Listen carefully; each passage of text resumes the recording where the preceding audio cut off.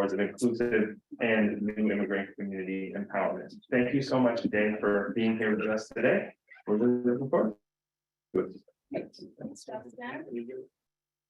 You're working. Thanks again for the invitation to be here today. I'm excited to be part of this speaker series and to get to share with you all some of the work that we've done in New York City at the New Economy Project over almost 30 years, working with community groups to fight for economic justice. I know you all have done a deep, sure. Not working on now? Okay. It's working? Okay. All right. So I know you all have been doing a lot of great learning, it sounds like, about the history of our housing finance system, some of the inequities embedded in that system and possible solutions to that. I want to contribute to that conversation about solutions to housing finance inequality, but also inequities in our broader financial system and economy.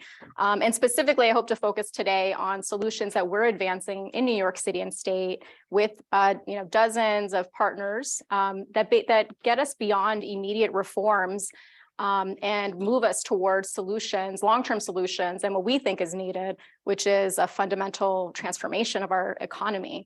So I want to talk today a little bit about the evolution of our work over the years, show you a little bit, show you some visuals and maps that kind of paint the picture of what's happening in New York, and then hopefully have a lot of time to have a robust discussion and question and answer kind of portion toward the end. Sound good? Great. All right. Okay, so just to give you a little more context or background about our work, New Economy Project's mission is to build an economy that works for all, rooted in these principles of cooperation and equity, rooted in social and racial justice and in ecological sustainability. So a very broad, long-term, ambitious mission and vision that is driving our work. So how does this look in our day-to-day programming? We're working in coalition with community, labor, and other groups through broad city and statewide coalitions that are right now working to advance public banking, community land trusts and social housing, worker cooperatives, community-controlled finance, and other democratically structured and community-controlled institutions. And we're fighting also for the policy change and the funding needed to strengthen and scale those democratic institutions. We also work in coalition with groups to fight against predatory lending, against inequities in our financial system and economy that serve to harm and extract wealth from neighborhoods of color and that are perpetuating segregation, inequality, and poverty. In addition to our coalitions and campaigns, we have, as Justin mentioned, we've created loan funds that provide non-extractive financing to these kinds of community-owned, land trusts and co-ops and other sort of initiatives. And we have a really powerhouse legal team that helps hundreds of low-income New Yorkers every year who are directly harmed by our current system. And who are fighting back against abusive and illegal debt collection practices, lending, and other forms of extractive finance. And that team has also brought really impressive class action lawsuits and impact litigation that's brought relief to hundreds of thousands of low-income New Yorkers. So we have a really broad lens and array of strategies that we employ in New York to address our separate and unequal financial system and economy. I wanted to start by showing a short video that we created that highlights one of our core campaigns, which is to create a public bank for New York City.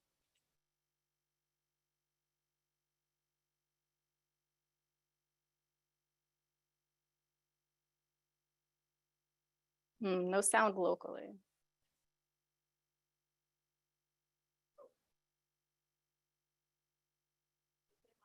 Beautiful illustrations while we Sure. Wall Street. The funds we send to the government need to be held somewhere. The problem is Wall Street banks that hold public money operate with zero accountability to the very people who This is a dollar, the kind you and I contribute to our local and state government when we pay taxes. When we send these dollars to New York City, Rochester, or Albany, they turn into public funds that help pay for services that keep our cities running. But on their way to turning into schools and subway cars, these dollars travel through a shadowy corridor, a place where our interests are not served: Wall Street. The funds we send to the government need to be held somewhere. The problem is, Wall Street banks that hold public money operate with zero accountability to the very people who generated these funds, us.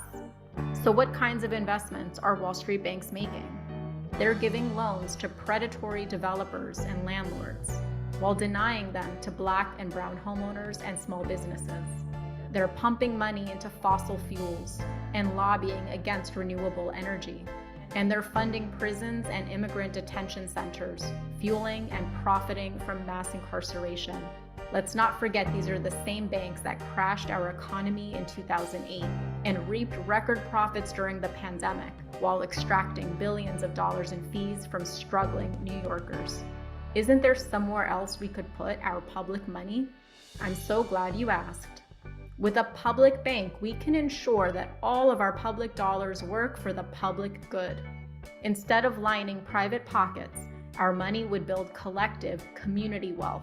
A public bank would fund community land trusts, permanently affordable housing, and worker-owned businesses. It would invest in clean energy and a just transition in frontline communities.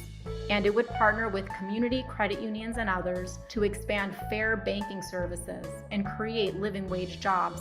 Hundreds of public banks exist around the world, including here in the US with the century-old State Bank of North Dakota.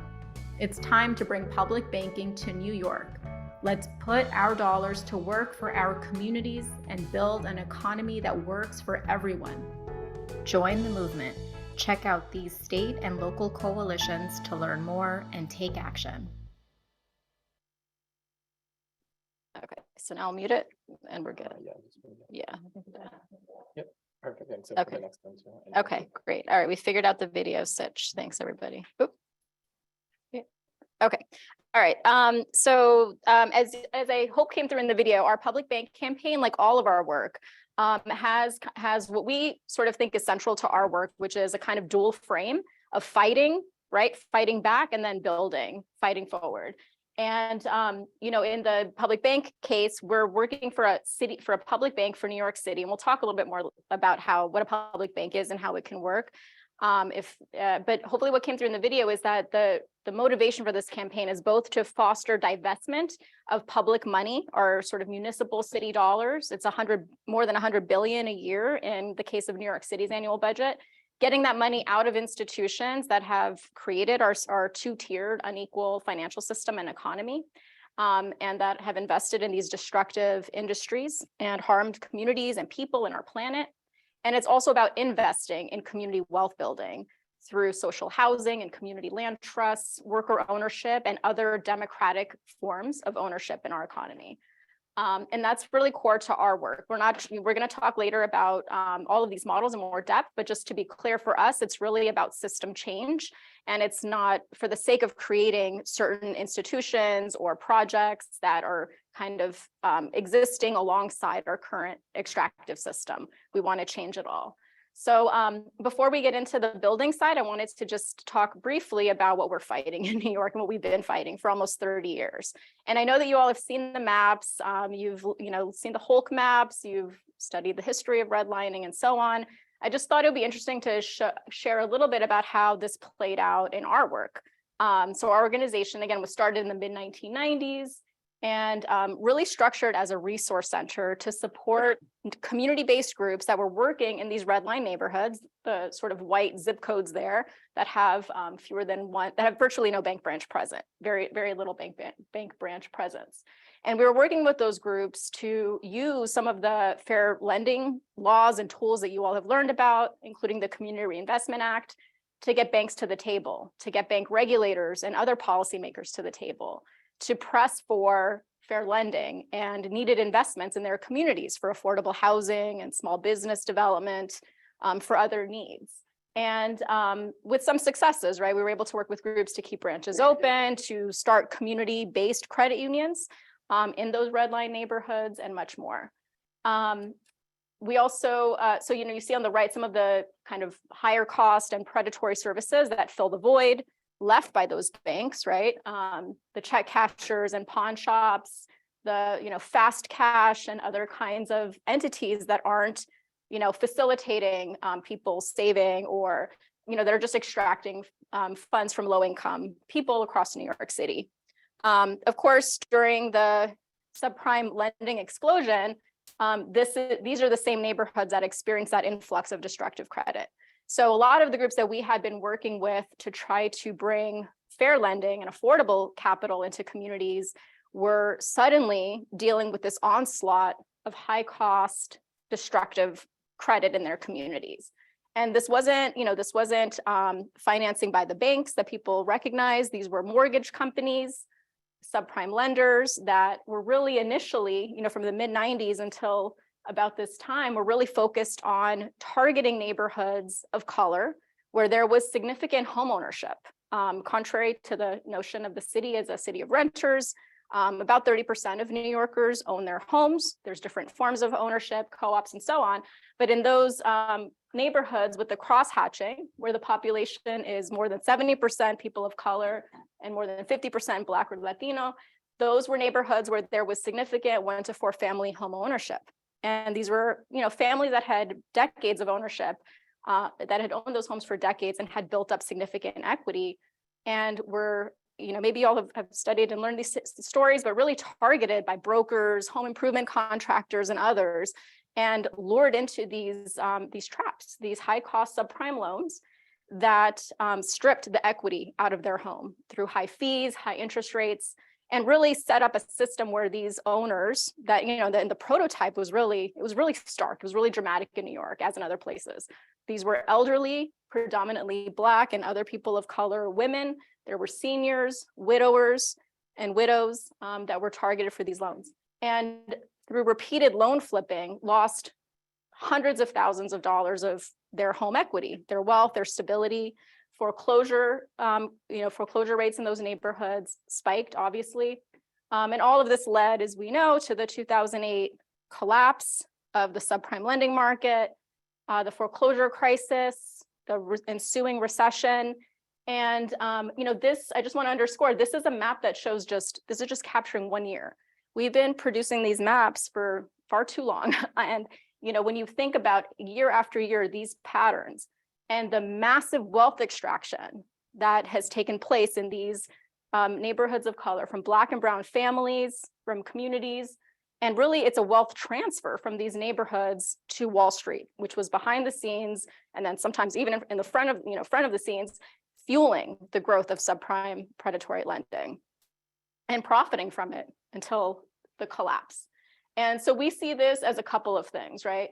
Sort of the failure of home ownership for these families in the context of an unjust system, and the market failure, where we had lenders that were not meeting unmet needs, but rather exploiting those unmet needs. And subprime lending, for many years, groups like ours around the country were, bringing this to regulators, bringing this to policymakers. And initially, subprime lending was praised by a lot of people as innovation. This was praised as actually providing credit to people who had been redlined. And so this was touted as sort of a good thing. Like, sure, people are paying a little bit more. They're inferior loans, they're costlier, they're more, they're riskier. And sure, 1 in 4 are losing their homes as a result, but those other 3 are doing okay. Think about that. Any lender, right? I have a credit union hat, I'm on the board of any lender that made loans where 1 in 4 went bad would get, sanctioned so quickly, they would not be allowed to lend with that kind of track record. But this was predominantly neighborhoods of color initially, and this was allowed to proliferate until it reached a crisis point. So it's regulatory failure as well. So we had the financial collapse. Oh, before we get there, I did want to show this because sometimes I think we look at maps and we look at data, and I just wanted to make sure you all could see what one of these loans look like. This is an example of a truth in lending statement that one family of a predatory loan that one family received. This is one of the worst that we saw, but definitely not far off from any others. So this was actually a home purchase loan that was made in 2006. And it's funny, this is all seems like I was kind of going through the crates for the stuff because this is going back in time a little bit. But this was during a time when a lot of people were buying their homes with what was called exotic mortgages. Do you remember that? Do folks here know that? Those terms? So these were like no documentation loans or interest only loans, 228 loans. This loan had a bunch of those features. So let's just look at it for a second. This was an immigrant family in Staten Island. They bought their home and borrowed $381,000 and change for that home. The interest rate started at what? Can y'all see that? Just the test of your vision. It's an eye doctor test. 12.56% to start. That's like credit card interest rates, right? So you're buying a home and that's your starting rate. But wait, there's more. It's a 228 loan. Does anyone know what that means? If you don't, it's good because they're not around anymore, but these were everywhere. So it means that you have a fixed rate for 2 years and then it goes adjustable after that for the next 28 years. They used to call these exploding arms because they were good at first and then they would explode when they switched to adjustable rate. It was also interest only during those during that 2 year fixed period. So these homeowners who were landscapers, a hardworking family, had saved up to buy their home. They paid for 2 years, $3,000 a month, just in interest, $90,000. And they ended up paying not a penny of their principal paid down at that point when it's flipped to adjustable. Their total, if they'd stayed in that loan, their interest rate could have gone up as high as 18%. Okay, this isn't subtle, 18%, and they would have paid a total of $1.5 million and change to buy their home. So just to show you how stark this really is, when the foreclosure crisis hit in 2008, we worked with legal services, foreclosure prevention lawyers, with community groups, and with a donor, an anonymous donor who really wanted to do something about the rampant foreclosures and the lack of action by government. And we put together a foreclosure prevention loan fund where we were able to use small amounts of money to help people get into modifications, modify their loans. They were able to negotiate with lenders to get write-downs and basically employ lots of creative strategies to prevent foreclosure, stay in their home, protect that equity in their home. And this was one of the first borrowers we were able to help. We helped them refinance into a credit union loan at a much lower interest rate. Okay, so we had the crash. What happened during the crash? What happened as a result of the crash? You all have been studying this, I'm sure. What actions did government take to address the subprime lending fiasco? Yes. The banks so they wouldn't fail. Yes, they helped make sure that the banks didn't fail, too big to fail. They didn't want the banks crashing, so they bailed them out with TARP and other funds. What else happened? Anybody? Yes.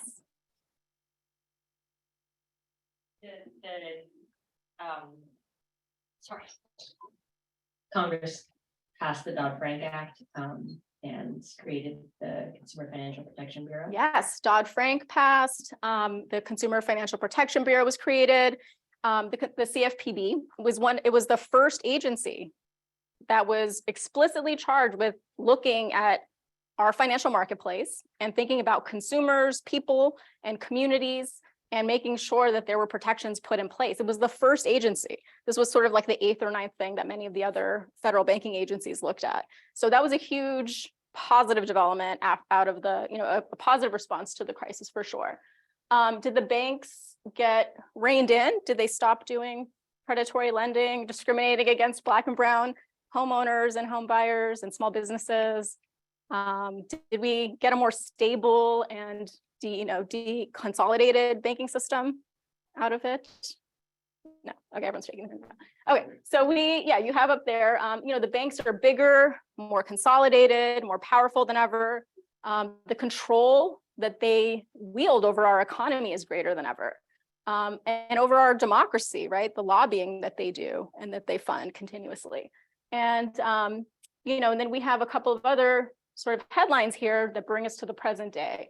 So banks are funding fossil fuels and preventing the transition to preventing the transition to a clean energy kind of economy.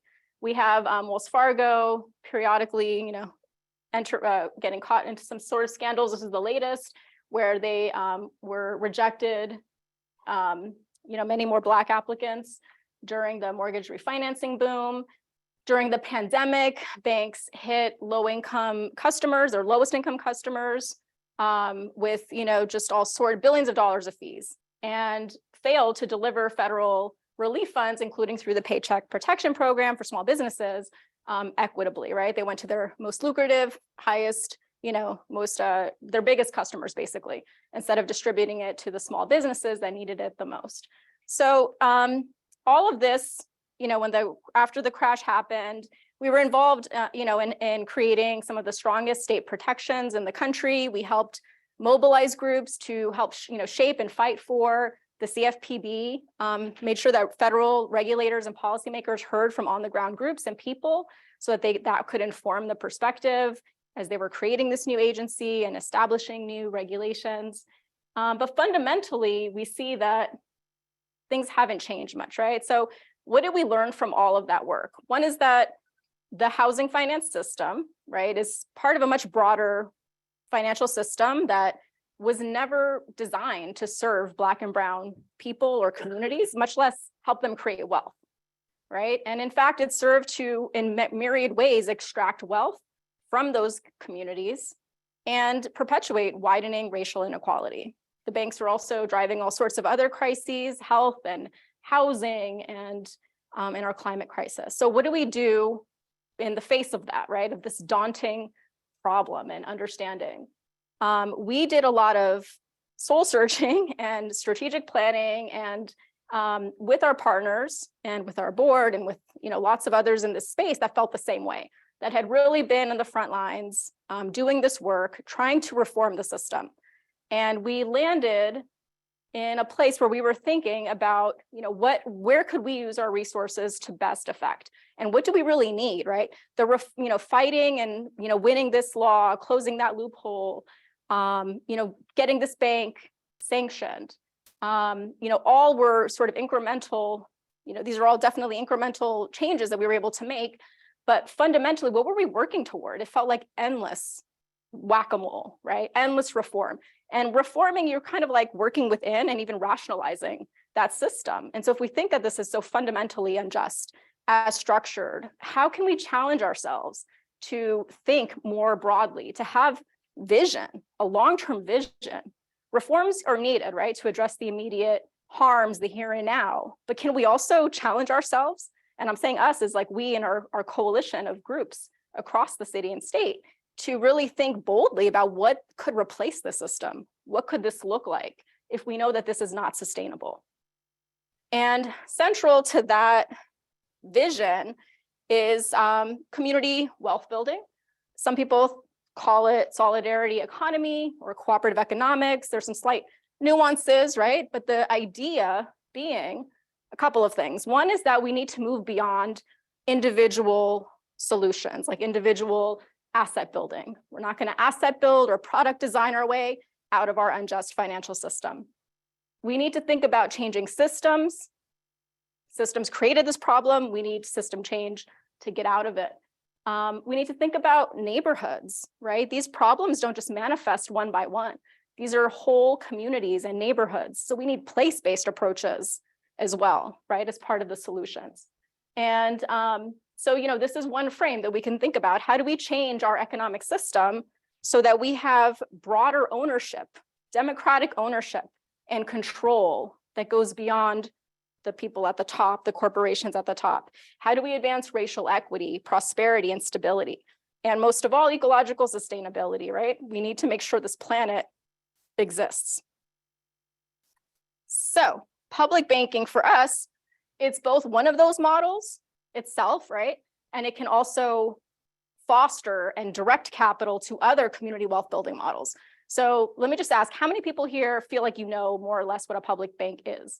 I'm just curious. I'm going to explain it anyway. But Okay, all right, I hear some, okay. So public banks, so just to explain a little more clearly, right? I think the video was clear enough, but the public bank, right, it's not a bank for you or I to walk into and open an account, to be clear. You could have public banks that do that, but most public bank efforts in this country, including ours, are not about that. It's about taking billions of dollars in city and state deposits that right now are housed exclusively in Wall Street banks. Many states like ours, they actually prohibit the city from moving its money to, like, you know, any other institutions. It has to be held in commercial banks. It's a monopoly that banks have lobbied to keep for a very long time. So what if that money that's now implicated in all this redlining and wealth extraction and so on, what if instead it could be used in ways that advance public policy objectives, right? Advancing shared equity homeownership and stable housing, permanently affordable housing, worker ownership of businesses. There's a growing movement in our city. We have one of the broadest sort of landscapes of worker-owned businesses, worker co-ops in the country. So the public bank could take New York's billions of dollars of deposits, create an institution, and help channel funds to that. Sounds crazy, right? How many public banks do y'all think exist around the world? Just to take a guess.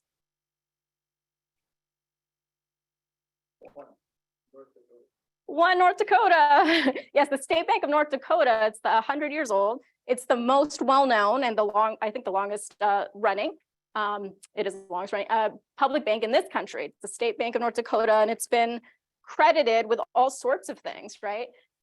Including helping its state weather that 2008 crash and the pandemic better than many other states. And the way it did that, well, we'll get into that in just a second, because it's definitely something to learn from, positively and otherwise. But how many? So we got one. Who thinks that it's more than one around the world? Just a guess. Just shout out a number. 20, 250, 1,000. Okay, very close. I think you win. It's actually more than 900 banks. Public banks around the world in countries that are very different politically, economically, and public banks can be structured in lots of different ways, but there's 900 of them. And I think it's something like $47 trillion of assets controlled by these public institutions. And it's, you know, countries like Germany and Costa Rica, they have a great model where there's a worker assembly that has a lot of governance control, Argentina and so on, right? And so we're really the anomaly in this country that we don't have a more robust public banking system. Now, public banks on their own are not going to, you know, solve the problem.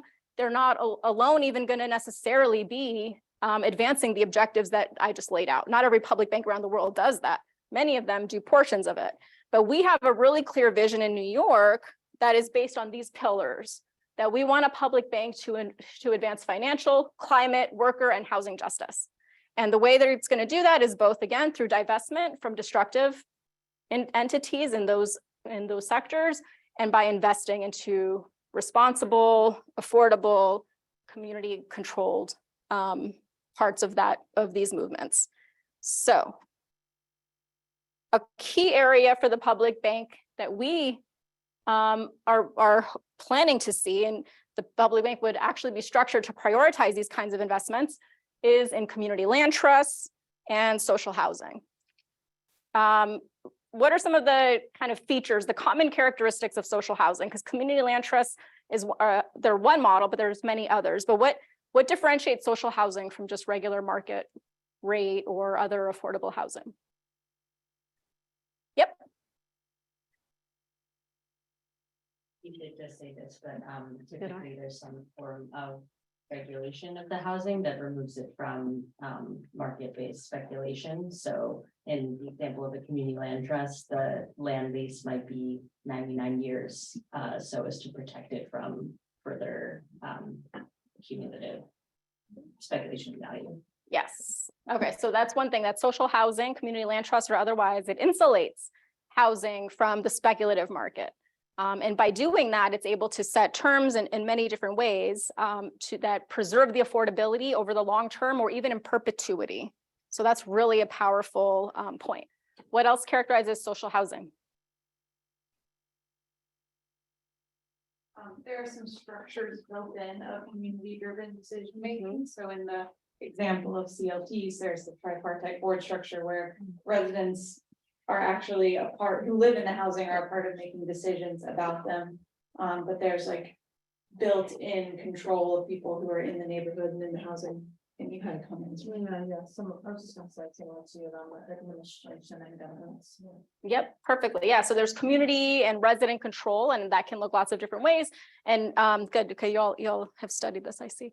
So the CLT, right, has, yes, that is governance of people that live on housing on the CLT or that otherwise lease property on the CLT, also the surrounding community, and then other kinds of stakeholders that are invested in that, in the success and the maintenance of permanently affordable housing and other uses, right? I know this, we're focusing on housing today, but just to be totally clear, CLTs are really about community land stewardship more broadly and community development that is, you know, driven by neighborhood needs without displacement, that can be commercial space and, you know, all sorts of things.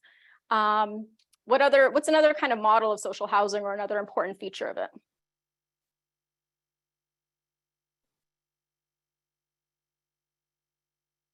What's like another example of it? There's community land trusts, mutual housing. Yep. Just public housing. Public housing. Yeah. Thank you. Yeah, that's a key piece, right? Public housing that's out of the speculative market and something that we want to preserve. There's also, was another hand up? Okay. There's also limited equity cooperatives or shared equity co-ops, right? Where you are a shareholder in a building and you're able to have the benefits of owning, but you're also restricted from flipping that property, selling it at market rate for a windfall. Depending on the co-op, you might be able to earn some, you know, equity and appreciation, but you're gonna have to leave some of that in the housing, right, to leave that benefit for the next buyer, the next generation. And CLTs is, this is a model that we've been working for about a decade to grow and expand across the city as an extra layer of protection that can work with all sorts of housing and other neighborhood development, right, through the land ownership and through the 99-year ground leases that dictate the terms of development on top. So it's a really powerful model. It has roots in civil rights struggles in the South. There's an excellent documentary, Arc of Justice, that you should see if you haven't, about new communities. But really, there's now more than 200 across the country that are working to promote community-led development without displacement and permanently affordable rental, ownership, and other kinds of housing. And we think it's a really important way, a really important tool that we need to create a just housing system. And to advance racial equity in housing and land use. So what have we done in New York? There's a very long-standing, decades-old Cooper Square Community Land Trust on the Lower East Side of Manhattan that's been around for about 3 decades. That has been able to protect almost 400 units of permanently and deeply affordable housing, as low as 26% area median income households. Right, and these are cooperatives, and there's some rentals as well in the mix. They also have 24 affordable storefronts for local small businesses that would have been displaced from their neighborhood. Is anyone here familiar with the Lower East Side? Yep. Is it a low-income neighborhood?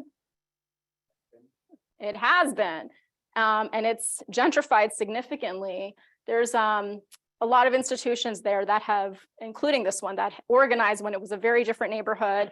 There was no bank within a 100-block radius. There was, you know, a massive sort of development that was not looking at community needs. And the CLT has really been proof of concept for us that it can work in a city like New York through decades, even when it changed to a high-cost neighborhood and market. That was the one fully operating CLT. There was also the RAIN CLT that preceded it.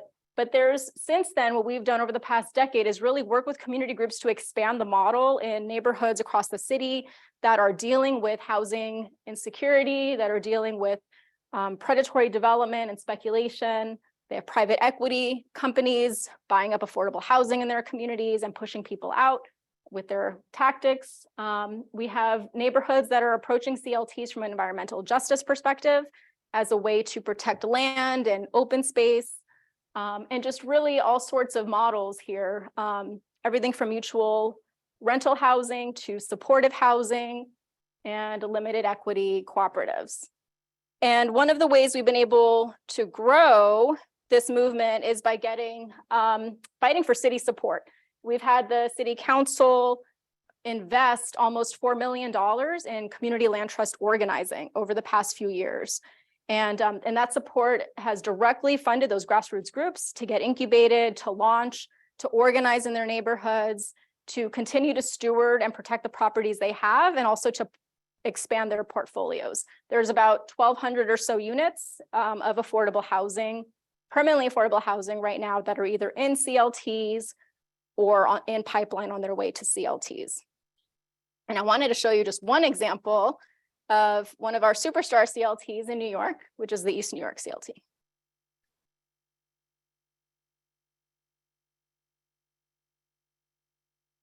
Middle class and low income people strive to be anything. Yesterday, they said that black and brown people couldn't afford or couldn't own their own home, that we weren't responsible. But we, the East New York CLT, are here to make a change. We are here to change their minds. And East New York is one of the last communities of color that hasn't fully been transformed by gentrification and displacement. Right now, it's the perfect opportunity for us to make our stand and say that there are other ways that our communities get to develop without displacement.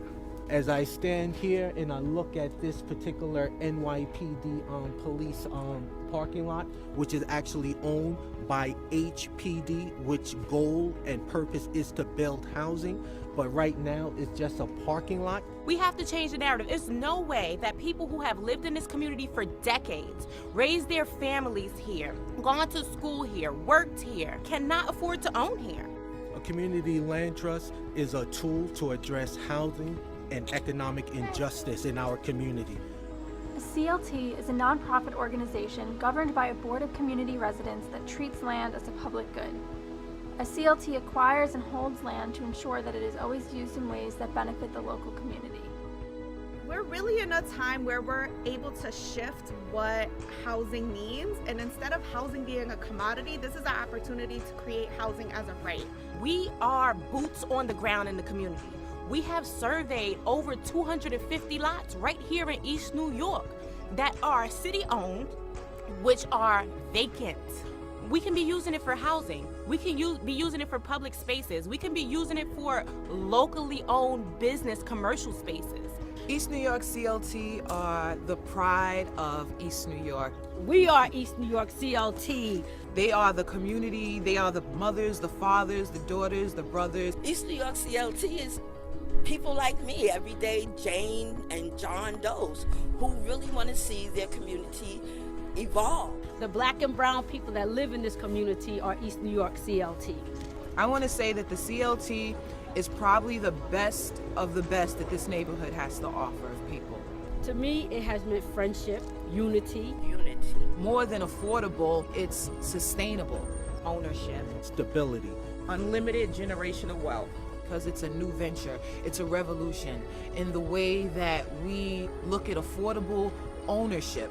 We are stronger, united. And if you want to be a part of a dynamic team to help further that cause along, the East New York Community Land Trust is where it's at. They're so smart. They put their. It's one of many really dynamic, powerful, really grassroots-led CLTs. Notwithstanding their structure, you can have differing levels of community control, but definitely in New York City, the focus is on true neighborhood-based leadership and governance.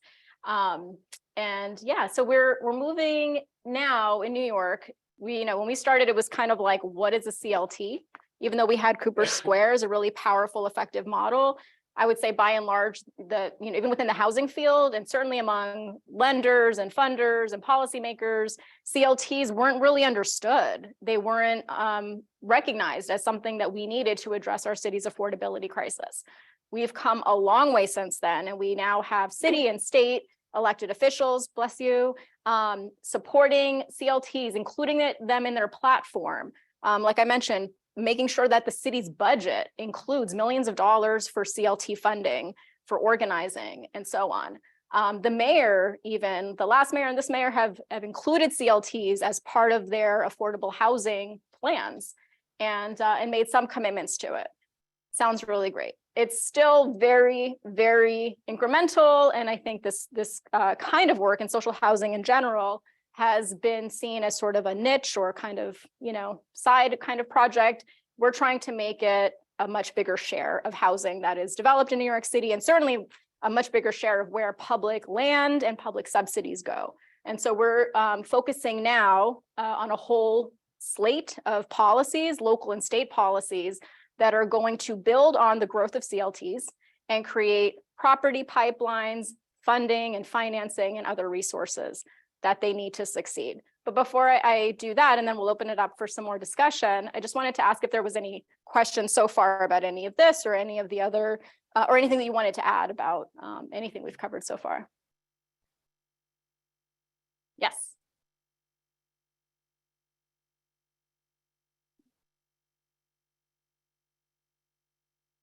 Yeah, one question I had about the Bank of North Dakota was, I remember, I just did some like extra research, so I was so curious to see how that model works, and they seem to cooperate really closely actually with the private for-profit financial institutions, and they've been involved with like fossil fuel lending. So I'm wondering how could this model change the governance structure to ensure that that doesn't happen without kind of competing with community credit unions? Yes. Oh, that's such a good question. Yes. And I actually meant to go back to that, so I'm glad you did. Well, let's answer that and then we'll wrap up here and then go back to questions. But thank you for asking that. So yeah, so the Bank of North Dakota, one thing that we want to emulate in their model is that they both do some direct, we planned for the New York City Public Bank to do some direct lending, but also to focus on partnerships like the Bank of North Dakota has with community-based lenders. In our case, we want the public bank to focus on partnering not with Chase and Citibank, but with community development financial institutions, including community development credit unions, that you didn't see on that map, but that again are in many of those historically red line neighborhoods. They know their neighborhoods. They're led by people who live in their communities. They know how to underwrite projects for affordable housing and worker cooperatives and other needs. What they don't have, because they're not for profit in many cases, and they're small and under-resourced, they don't have the scale that a public bank would. And so that's the way that the public bank in our city and the Bank of North Dakota does its version of it, but that's the way it would work. The public bank would do participation lending with these community-based lenders, helping to provide the liquidity, the funding for the deals. They could also provide sort of equity investments, secondary capital and other equity investments in some of these institutions that allow them to grow, make more loans, and get bigger and have more scale, reach more people. Ultimately, it helps those institutions branch out and so on. So there's other ways, a public bank could help create a secondary market for lending. It could help foster, and we, certainly would in New York, foster this kind of social housing that's permanently affordable and reach deeper affordability levels without the sort of for-profit, motive. So those are a couple of the ways. On the flip side, North Dakota Bank does, it gets a lot of its money from fossil fuel extraction. It funded the police response to the Dakota Access Pipeline. So there's definitely, we point to it as a sort of example and things that can work, right? It's the Bank of North Dakota has helped create and sustain more small banks and credit unions per capita than anywhere else anywhere else in the country. It's also helped to deliver PPP aid because they coordinated that with local lenders during the pandemic. So there's good things to point to, but we definitely would want to see a New York City public bank have controls in its charter and its structure that prevent that. And that includes community governance. It includes, ways that just a whole host of other kind of protections that we're looking to build in to the legislation that would enable public banks to get chartered. So I hope that helps. Okay, so just to wrap up this part here of CLTs and social housing, right? So we have this dynamic growing landscape of CLTs. How do we get them to compete in a high cost market like New York City. I just want to say y'all are in the home of Dudley Neighbors, an iconic legends in this field. We actually did a site visit a few years ago, right before the pandemic, and learned a lot through that. And we continue to do learning exchanges with CLTs around the country. But just to say, y'all are very lucky that you get to learn from and be in the vicinity of that excellent CLT. So one of the policies that we're looking to, what these are all trying to do is help create, again, pipelines. So public land for public good is a bill that was recently introduced and heard. We actually had a big social housing hearing a couple of years ago at the city council that we helped organize folks to turn out at. We rallied, and these were some of the bills that were on the table. So public land, we're saying, should be prioritized for community land trusts and not-for-profits, which produce longer-term affordable housing, often in perpetuity, and also reach deeper affordability levels than for-profit entities, right? So not-for-profits, even though they get an increasingly small share of city-owned affordable housing deals, the ones that they do produce, they reach the extremely low income levels of affordability at twice the rate of for-profits. So we're saying public land and subsidy is such a precious resource that needs to be prioritized for those that need it the most. And that's, for nonprofit social housing. The opportunity to purchase, we have both a city Community Opportunity to Purchase Act and a state Tenant Opportunity to Purchase Act that we're pushing in New York. I know there's some movement here around TOPA in Massachusetts, right? We have the city bill would basically give nonprofits, and the state bill would give tenants on their own or with a nonprofit a first right to buy multifamily buildings when they're up for sale, when the landlords are selling. And it creates timelines and notification requirements so that tenants or groups have time to put together offers, financing, and so on. This needs to be coupled, obviously, with technical assistance, with financing, with acquisition funding to make it real. But these are potentially transformative policies that are going to help level the playing field somewhat for CLTs and other nonprofits who right now, are at such a disadvantage when it comes to these purchases. There's proposals to look at creating a land bank for New York City that could acquire distressed hotels for conversion and other sorts of properties. There's a bill right now to study the feasibility of creating a city or state social housing authority to help develop this kind of housing. There's a lot of momentum, and there's obviously going to be a lot of need for funding to make this real as well, to reach the affordability levels that communities need, to make sure that there's financing that is actually tailored to and works for these kinds of models, right? Because a lot of the financing is predicated on the ability, on the commodification of housing, the ability to buy and sell it to the highest bidder versus keeping it affordable in perpetuity. So I'll stop there. There's a lot more to say, but we're at a really exciting moment in New York. And while we get questions, I just want to say that one role we have at New Economy Project, right, in addition to coordinating some of this policy work, this capacity building, is we're really trying to make sure that these all create an interconnected economy in the city, where you can have worker and food co-ops, you can have financial co-ops. CLTs are owning the land that can hold and provide affordability to these entities, right? And then you can have a public bank that is channeling desperately needed capital to help them scale and grow. So yeah, ready for questions. Question which came in one of our online viewers. How do the grassroots CLT efforts interface with the city of New York's efforts to create affordable homeownership opportunities, such as through the tenant interim lease program, affordable neighborhood cooperative program? And what are in your mind, the pros and cons of having the city engaged? Oh, that's a really good question. So I'll say that the CLTs want to engage more with the city. We have had some success. After many years of organizing by coalition members, we were able to get the city of New York to help channel some state funding towards CLT development. HPD, our housing agency, actually has a CLT team and sort of a work group internally, and they have a person in charge of these projects. There's been some incremental changes for sure. we had one of the things our coalition did very early on was create, as kind of a demonstration project, help to create a new CLT in East Harlem called the East Harlem El Barrio CLT. It's now fully independent, and it incorporated, I think, in 2014, and by 2020, during the pandemic, it acquired its first 4 properties from the city, from an ANCP program, I forget what it stands for, but through a city program. These were 4 properties, multifamily, that had been languishing in city programs. And the CLT and the tenants had to work extremely hard and jump through hoop after hoop to make that happen.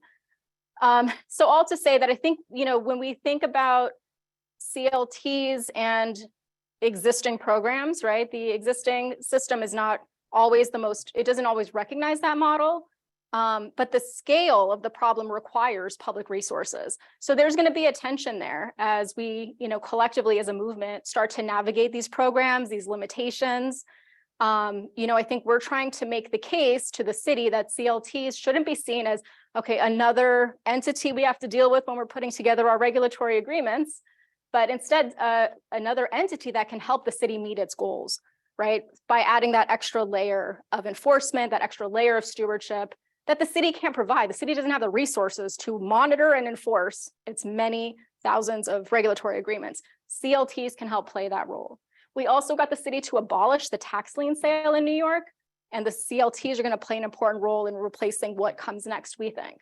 I don't know if you all had something similar here, a tax lien sale, but just to briefly explain that, we had in the city of New York, when a homeowner fell behind on property taxes, the city, after a certain point, would actually package and sell those debts off to private trusts. And those trusts would tack on high fees and interest and could eventually foreclose on the home. So for a small amount of debt, someone could actually fall into foreclosure. So we're saying to the city, we got there's a big campaign and coalition that we're a part of that got the city council to not renew that legislation, authorizing the lien sale, we're ending it. And what comes next? And we think that CLTs to preserve some of those properties need to come next. So it's just another way we're trying to make sure that the city understands the CLT model, incorporates it into its financing and other programs, and really sees it as a partner to achieve what we think are ultimately more or less shared goals. Thank you so much for this. I have 2 questions. One is a little longer, which is, I think taking as kind of maybe a premise that affordable housing developers, even those that might be nonprofit or mission oriented, do not necessarily have the same sort of perspective on systemic change that the New Economy Project and some of its coalition partners do. I'm curious if you could speak to how you approach relationship building with developers when it comes to actualizing housing on CLTs or otherwise, and maybe not just developers, maybe real estate professionals or others at large. And if there are maybe examples of best practices that you have encountered in New York City or New York State that you would want to highlight. Yeah, that's a good question. I think, so one way to answer that is that the CLTs, by and large, don't want to be developers, right? They want to partner with the right nonprofit or even for-profit or MWBE developers that can do their part. And the CLTs have a very different role to play, right? Making sure that they're organizing and training tenants, making sure that the affordability and the community governance stays in place over time. So we're right now actually in the process of doing exactly what you're sort of talking about, which is figuring out how do we help educate the developer community, the parts that aren't yet bought in. There are lots of nonprofit developers already working with some of the CLTs locally. And we have a nice, robust kind of nonprofit developer world. But we want to go beyond that, and how do we engage and help these other developers see the benefits that CLTs can add? Right now, it feels like it's a bit of a zero, there's some sort of feeling among some of the developers that, especially with this legislation getting introduced, that the small pie is now going to be smaller for them, right? And so we want to make sure that we're overcoming those that sense that we're all competing for the same scraps, and that instead CLTs can be something that really strengthens the work that at least nonprofit and other affordable housing developers are already doing. Thank you. Sorry, the other question was, could you explain why the Tenant Opportunity to Purchase Act is moved at the state level and Community Opportunity to Purchase Act at the city level? Like, is there a particular reason? Yeah, the state has more authority and jurisdiction in certain ways, including to set the affordability requirements for those purchases, for TOPA purchases. That's one way. It has more power also to provide funding that's dedicated for these kinds of acquisitions. It's also harder to get things done at the state level. So one benefit of COPA is that we can start hopefully laying groundwork more quickly at the city level through COPA to get some of these systems in place so that community groups like CLTs can participate.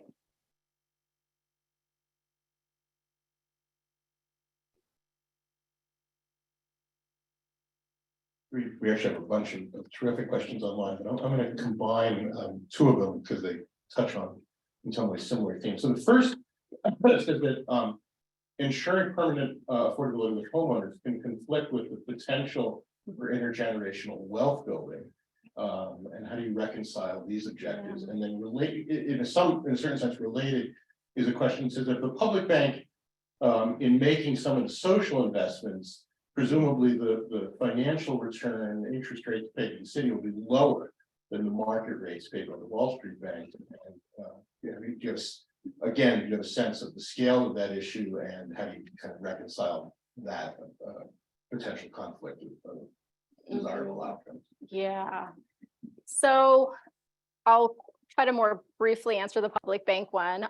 That ultimately the public bank it's going to be a it's a chartered institution with a public mission, accountable to the city of New York, right? To us, to the public. So its objectives and its business model will look different. It's not maximizing profits for investors and shareholders and others. It's actually looking to achieve public policy gains. It has to be profitable, of course. It's a financial institution. It will be chartered. It's going to have to comply with all the fair lending and other kind of regulatory requirements that any bank does. So it's going to be safe and sound. I don't know that the city is generating tremendous income right now. We've studied some of the deals that the city has with the banks, and we actually think the public bank will do a better job. On the question about the tensions between affordability and wealth building, those are real.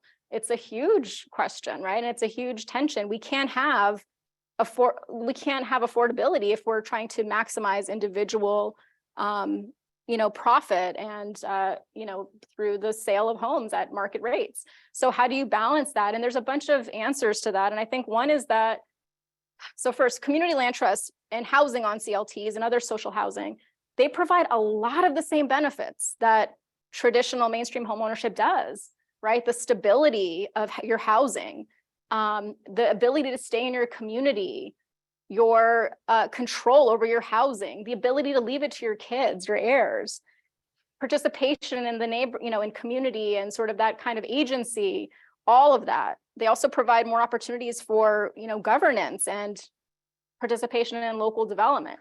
So what it doesn't allow you is to sell it at the highest maximum price, right? So in exchange for the benefit that social housing provides through subsidy and reduced costs, you often get to earn some equity, but it's going to be limited so that we can achieve both goals, right? And also preserve some affordability.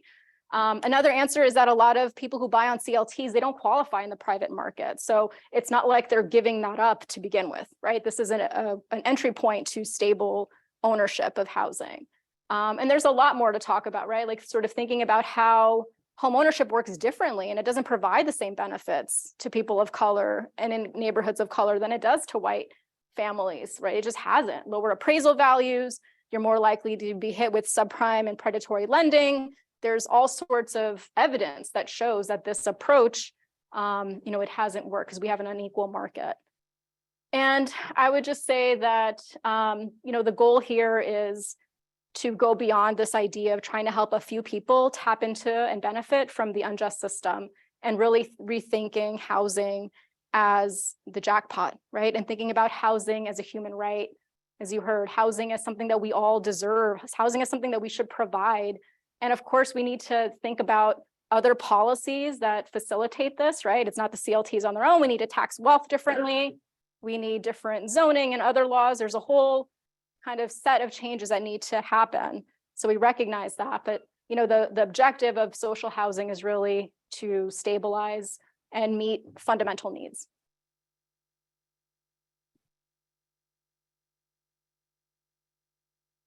I don't know how unique this actually is, but I know that in New York City, a lot of apartment buildings are co-ops. There's a lot of cooperatively owned housing, except that obviously it's been the traditional speculative private market, but the ownership structures of those apartments is different than the condo or something like that. I was wondering if there's anything to be learned from how much cooperative housing in this different form exists, or if there's any potential to sort of use those existing structures to move toward. I mean, I know a lot of that is in very expensive neighborhoods, but I'm sort of, I think it is something that I always thought was unique about New York. I grew up in New York City. So. Yeah, for sure. So there are, many thousands of units of cooperatives that are limited equity or shared equity co-ops. So that's what comes to mind for me with your question, is that the city has, especially in prior generations, when the market wasn't what it is today, the city actually did work with entities like CLTs and nonprofits. It needed them, And one of the things that we were able to do in those times was really foster all sorts of social housing, from public housing to Mitchell-Lama cooperatives for sort of moderate and middle income families, to limited equity co-ops, which still exist. And some of the credit unions I mentioned are make loans to people in those neighborhoods.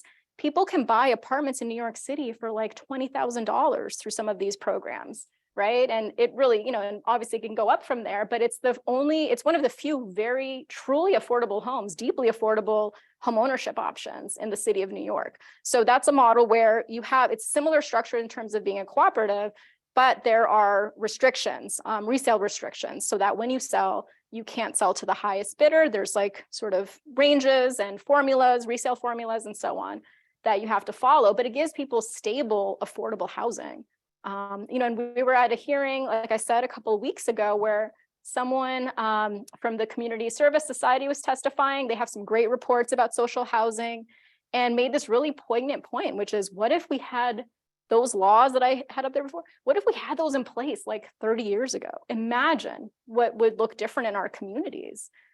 Who would be your neighbors? We've had, there's the big New York Times story. We lost almost 10% of the Black population of New York leaving. You have almost 80,000 people homeless. We have urgent need. That's a racial equity issue, right? So we need models like this to stabilize and address these inequities.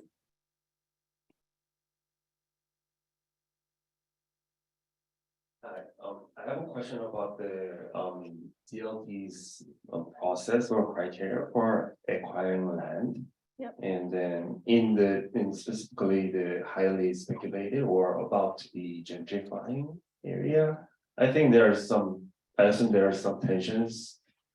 There's a limited funding, and then if some communities are experiencing some gentrification and pressures for speculation, then there might be some tensions for which lands they are kind of choose to buy or something. So I'm just curious to hear more about. Yeah, definitely. I think that's one reason why the public land disposition bill is so important, because to the extent that we have lots of still vacant and underutilized public lots across the city. I think the East New York video talked about some of them, right? There's actually lots that are zoned for housing, but the NYPD is using them for parking lots. So there's things like that we think are sort of no-brainers, relatively speaking, for public policy, right? To think about, how do you take these vacant lots, these underutilized lots, and transfer them to CLTs, right? For as little as $1. And so that's one way to overcome the costs. But there's no question that we need to expand the pipeline of funding for this work. And that's where, land banks and social housing agencies and some of the other models, public banking, we think could play a really important role.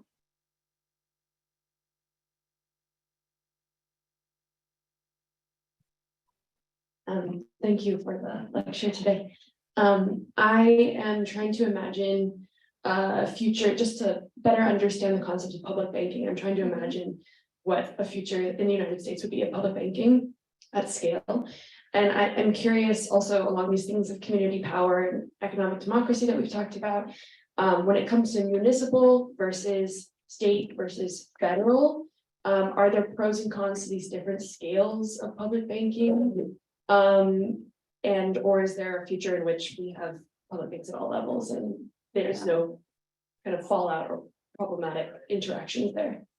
Yeah, I mean, there are definitely public bank efforts around the country that are looking at state level. There's a lot of municipal campaigns like ours. There's also some regional public banking models that are being explored. So I think there's a lot of factors that go into, where groups are putting their energy, how they're making those decisions.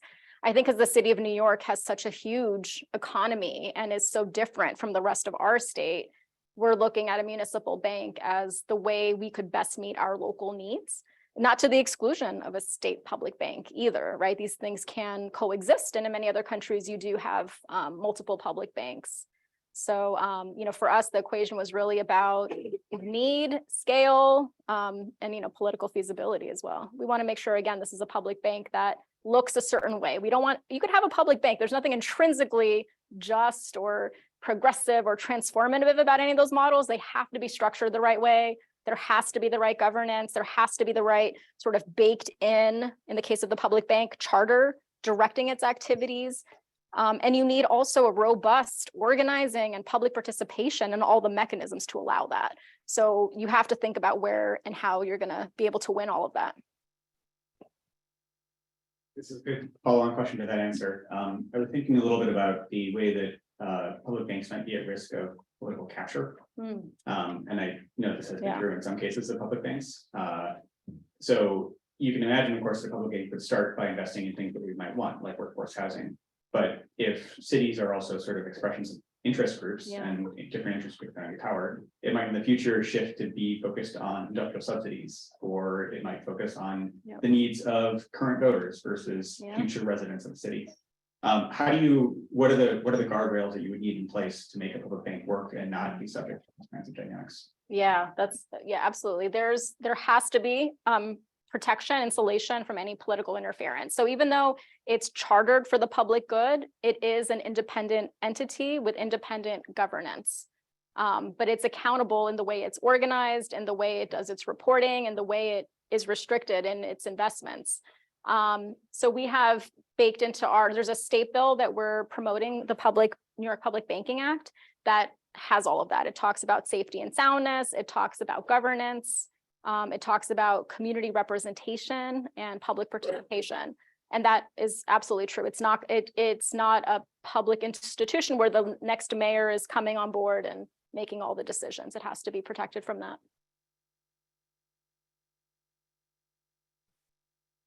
There's a clarification question and then a broader question, which I think builds on this. The clarification question was just what income levels or other restrictions, for example, the length of residence in neighborhood, are you thinking would apply to the CLT? So when you're thinking about affordable housing, what income levels and at what levels of rents or prices? The broader question, which I think is related to the one that Nick just asked, is how do you think about a public bank managing risk when potentially faced with a downturn in the local economy that they essentially would not have a diversified portfolio?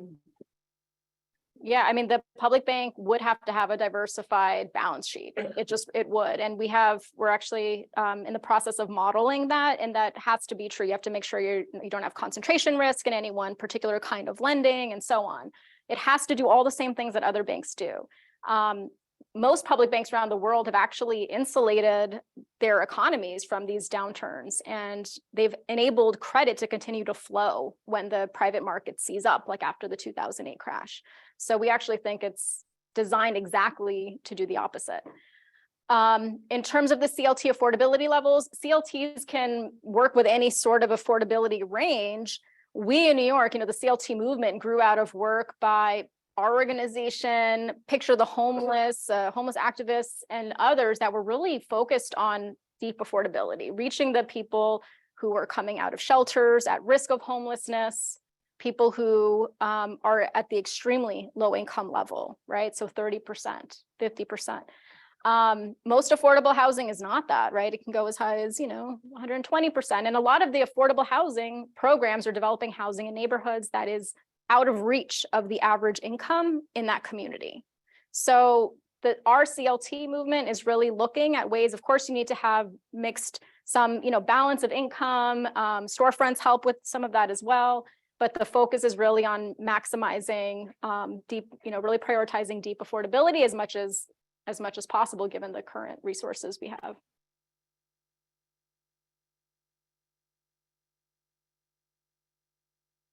I'm curious if you could talk a little about how you see efforts to expand CLTs moving at the speed of neighborhood trust, and how you all in the CLT movement have, it sounds like you've led a lot of educational efforts, but done a lot of organizing to really make sure the neighborhood is on board at the same time. And you talked a little about the CDCs and the CLT forming a long-term partnership. And I've been working with the emerging CLT in my PhD research. And one thing I've seen is that a CLT in partnership with the CDC can still feel like it may be losing its historic role in the community, because the CLT is kind of stepping in, and this rapid expansion of community control over land can still be met with a lot of mistrust, especially in disinvested neighborhoods. There's no historic reason to trust a suddenly, large land owning entity. Yeah, that's a really good question. A couple of things.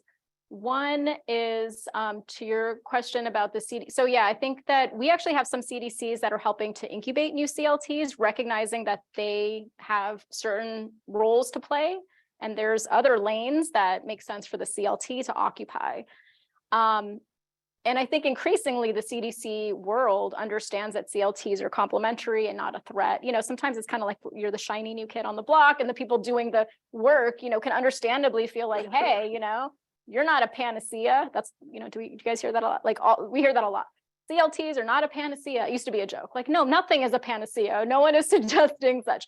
But I think that we've overcome some of those hurdles, and people really understand the benefit, the value add. And that's just a constant effort to do that, right? And to manage these relationships. There are some nonprofits that have lost the trust in their neighborhoods, or, have become more, this happens with any organization, right? You move from organizing to formalizing, right? And what happens? Organizing for land and housing versus managing housing and dealing with tenant turnover and complaints and all is a very different thing. I come from the community development credit union world as well. You have people organizing in red line neighborhoods, and creating new institutions, cooperatives, but then you got to deal with, now we have the National Credit Union Administration looking at our books and asking us a lot of questions. We have to manage asset liability risk. You can formalize and lose a lot of that community ownership piece, the organizing. And I think that is what's also powerful about this model, is that the CLT is really, that is their focus. It should be their focus. It's about permanent preservation of land as the tool to ensure community governance, as a tool to protect affordability. And then the CDC can focus on what it's doing, right? The operating of housing. And we think that model works really well together, and we're having some success. I was also going to add one thing that we're looking at as well. The CLTs are learning also from the CDCs, right? So we don't think we're coming in with all the solutions either. One thing that CDCs in New York have done, they formed really interesting partnerships so that they can compete more effectively themselves against for-profit developers. There's a project called Joe NYC is one model where CDCs are coming together to sort of pool their balance sheets, do shared asset liability, shared asset management, so that they can compete for projects, get more financing, and be stronger as a unit. We're thinking about how do we replicate that for CLTs in New York, so that we can reduce costs and efficiencies, make sure that we have strong, sustainable CLTs, right? That not every one of those 20 grassroots CLTs needs to create all the same infrastructure. We think there's ways to do it effectively in a shared way, and that's going to be part of the sustainability as well, and really building trust in this movement as something that people can invest in. Hi, I'm curious to understand whether there is an emergence of, particularly around Indigenous nations or First Nations that are utilizing the CLTs, and whether you're seeing that either in your work or more broadly. For sure, yeah, there's in Long Island, are several indigenous-led land trusts. In the city, not so much, but there definitely are models around the country. And there's one in California, Segurate Community Land Trust, yeah, which has a really powerful model as well that you could look at. And I think they actually invite people to contribute. You can sort of look, type in information about yourself, and they can recommend a contribution based on, sort of your where you live and the land that was taken from their tribes. I have a quick question. 2 weeks from now, we're going to have Elena Cargo, President Ginny May, coming to class. What's the one thing I could do to make these programs more successful? Money. Oh, that's a really good question. But for real, it's money. No, I'm just kidding. But yeah, I think resourcing and making sure that programs and funding suits these kinds of social housing models would be really interesting. Yeah, I'll keep thinking about it. I'll let you know. We're just starting to really focus on federal resourcing of some of this work. We've been really laser focused on local and state.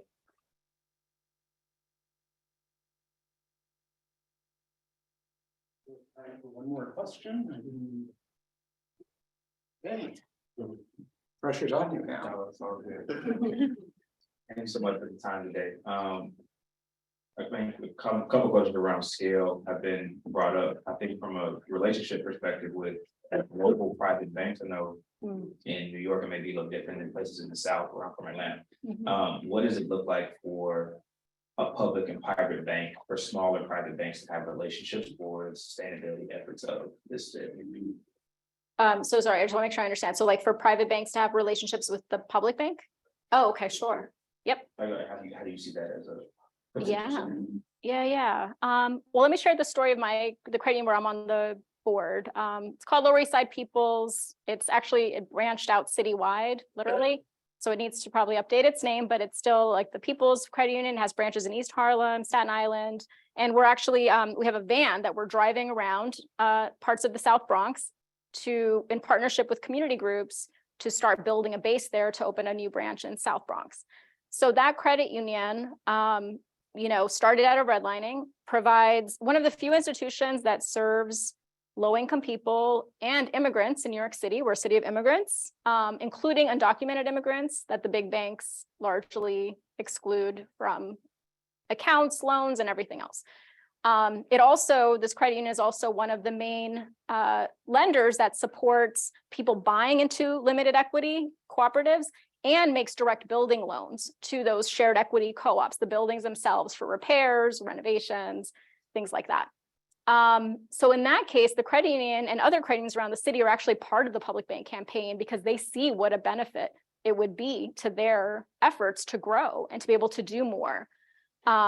That credit union, like many others, routinely gets people sent to them from the local bank down the street that is part of a state tax break program to locate in their neighborhood, but sends low-income people their way. So it's that kind of a community-based enterprise.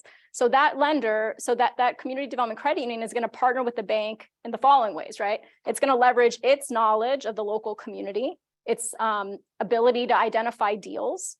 It's going to, find the projects it wants to support, including social housing.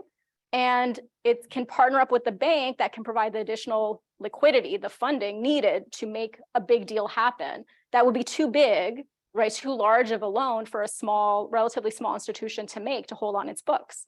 Or it might be you might exceed the limits they have in terms of real estate lending they can do. So participation lending is one way. The bank could also place what's called a secondary capital loan at the credit union. That lets that credit union count that as equity, which enables it to take on more in deposits, make more loans, while still maintaining what it needs to maintain, which is a strong capital ratio against losses. So that's something that hampers a lot of community credit unions from growing, is that you have to have a strong base against loss. And when you grow quickly, the numbers, the ratio shrinks in the short term. So this is a powerful tool that they have to be able to grow more. And then again, there can be secondary market purchases, set up by the public bank. And yeah, there's many other ways, but the idea is that the public bank is really a partner to these responsible lenders to help them do what they do while maximizing the scale and the sheer size that a public bank can achieve. I'd like to take this opportunity to thank you. You've given us lots to think about, a lot of knowledge and a lot of good questions online too. So thank you for coming up to Cambridge. Thank you all so much.